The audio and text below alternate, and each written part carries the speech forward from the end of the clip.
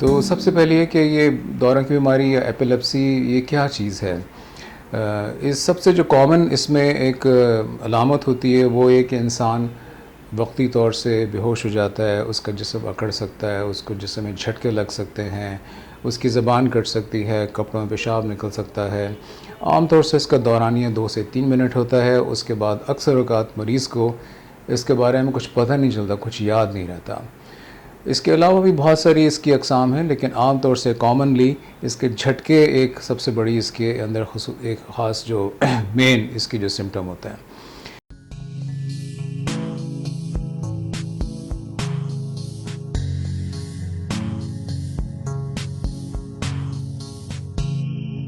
पाकिस्तान में भी सारी दुनिया की तरह ये बीमारी काफ़ी नज़र आती है। तकरीबन आई वुड से कि 0.9 पर 100,000 लोग इस बीमारी का शिकार हैं। अक्सर औक़ात इस बीमारी की जो प्रेवलेंस है, यानी कि जो शिकार होते हैं, या तो शुरू की उम्र के लोग होते हैं, पैदाइश की उम्र से लेकर 10-12 साल तक, या फिर बूढ़े लोग जो हैं इसका शिकार होते हैं। लेकिन इसके साथ साथ अक्सर औक़ात यंग लोग भी इस बीमारी का शिकार हो सकते हैं।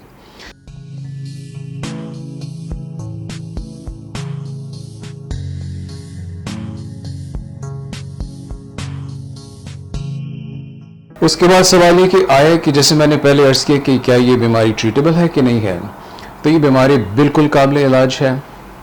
आजकल के दौर में इसको ट्रीट करने के लिए कम से कम 20-25 किस्म की मुख्तलिफ दवाएँ मौजूद हैं। जो दिमाग की जो बिजली की हरकत बेकाबू होती है, जिसके नतीजे में किसी के ऊपर ये जो दौरे की कैफियत आती है, उसको कंट्रोल करने के लिए बहुत अच्छी दवाएं मौजूद हैं। और 70 से 80% लोग जो हैं वो सिर्फ दवाओं के ज़रिए ही इस बीमारी से छुटकारा हासिल भी कर सकते हैं और उसको कंट्रोल भी कर सकते हैं। तो जैसे मैंने अर्ज़ किया कि ये ट्रीटेबल कंडीशन है, काबिल इलाज चीज़ है। हमेशा इसको अगर किसी को भी इस दौरे की कैफियत नज़र आए तो डॉक्टर के पास लेके जाएँ, न्यूरोलॉजिस्ट के पास लेके जाएँ, ताकि इसका इलाज हो सके।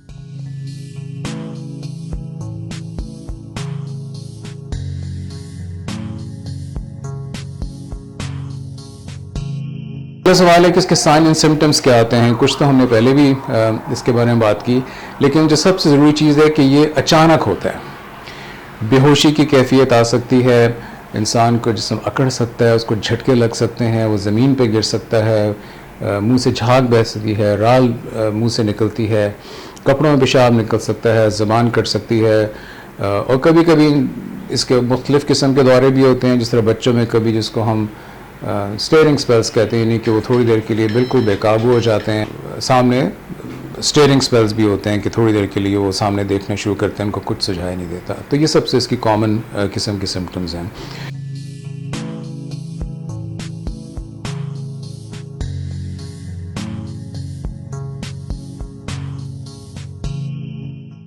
इसका हम इसको डायग्नोज कैसे करते हैं।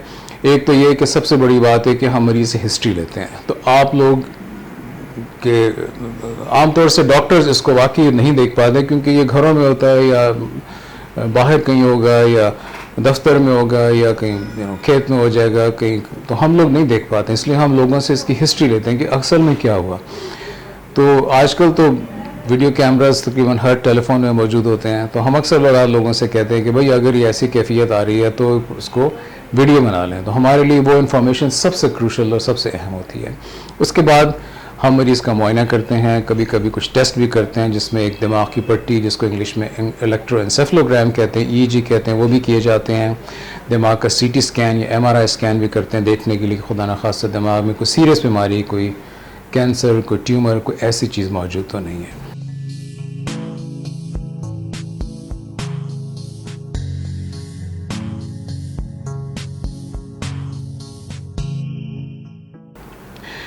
पाकिस्तान में इसकी क्या ट्रीटमेंट, इलाज के क्या तरीक़ेकार हैं। तो जैसे मैंने अर्ज़ किया कि दवाएं मौजूद हैं, इसकी बहुत अच्छी दवाएं मौजूद हैं। आजकल मैंने 20-25 किस्म की दवाएं मौजूद हैं। पाकिस्तान में भी अल्लाह का शुक्र है कि मुख्तलिफ जो कंपनीज़ हैं वो डिफरेंट नई दवाएं भी लेकर आती हैं पाकिस्तान में। और हमारे पास डॉक्टर के पास बहुत बड़ी ऑप्शंस हैं आजकल कि हम एक मरीज़ को देखकर उसकी जो ख़ास किस्म की जो दौरा की बीमारी है उसके हिसाब से दवा को चूज़ कर सकें और उसका इलाज कर सकें।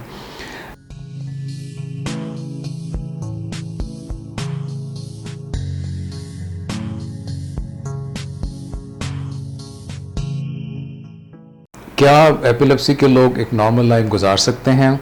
तो हम तो बिल्कुल ये कहते हैं कि ये बिल्कुल ऐसे ही नॉर्मल लोग हैं जैसे हम और आप हैं। इनको हमें ऐसा नहीं समझना चाहिए कि ये कोई इन पे जिन भूत का साया हो गया या माशरे का एक ये हिस्सा नहीं बन सकते हैं, और वो माशरे की तमाम किसी भी इंसान के जो तमाम ज़िंदगी के मराहल होते हैं उसमें वो पूरा हिस्सा ले सकते हैं, वो पढ़ भी सकते हैं, खेल कूद भी सकते हैं, जॉब्स भी कर सकते हैं। अगर लड़कियां हैं, ख़वातीन हैं तो उनकी शादी भी हो सकती है और वो शादी के बाद के तमाम मराहल से बिल्कुल सही तरीके से गुजर सकते हैं। तो बिल्कुल नॉर्मल इंसान है, एक नॉर्मल लाइफ गुजार सकते हैं। बल्कि बड़े बड़े दुनिया के जो ऐसे लोग जिन्होंने बड़ी बड़ी दुनिया में अचीवमेंट्स की हैं उनको ये एपिलेप्सी थी। अक्सर हम कहते हैं कि जूलियस सीज़र जो बड़ा एक मशहूर एक रोम का जो था एम्परर था, उसको ये थी, सिकंदर आज़म को थी, नेपोलियन को थी, और आज कल भी बहुत सारे मशहूर लोग ऐसे हैं, खिलाड़ी हैं, मुसन्निफ़ हैं, बड़े बड़े सोशल वर्क का काम करने वाले लोग हैं, उनको भी ये बीमारी है और वो इसकी दवा लेकर इलाज कर कर माशाल्लाह बड़ी बड़ी जो अचीवमेंट्स वो हासिल करते रहे हैं।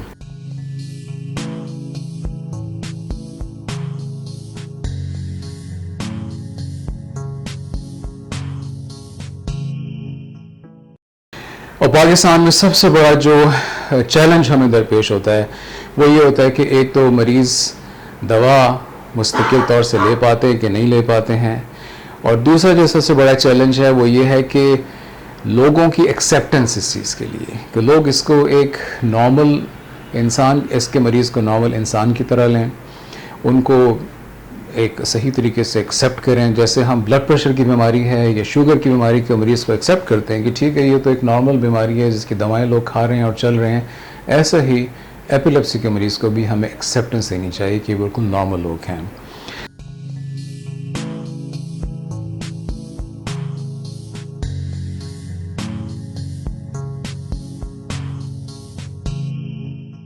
अगर हम इस बीमारी का इलाज ना कर पाएँ तो हमें खुदा न खास्ता बहुत सीरियस इशू से भी गुज़रना पड़ता है। बाज़ औक़ात लोग जो उनकी डेथ भी हो जाती है इसके अंदर, लोग जो हैं ड्राइव करते वक्त उनका एक्सीडेंट हो सकता है, सीढ़ियाँ चढ़ते हुए, रोड क्रॉस करते वक्त, स्विमिंग करते वक्त, मशीनरी ऑपरेट करते वक्त, किसी वक्त भी कोई हादसा हो सकता है। लेकिन अगर दवाएँ ली जाएँ तो इसको हम बचा सकते हैं इन तमाम चीज़ों को, तो इसका इलाज ज़रूर करना चाहिए।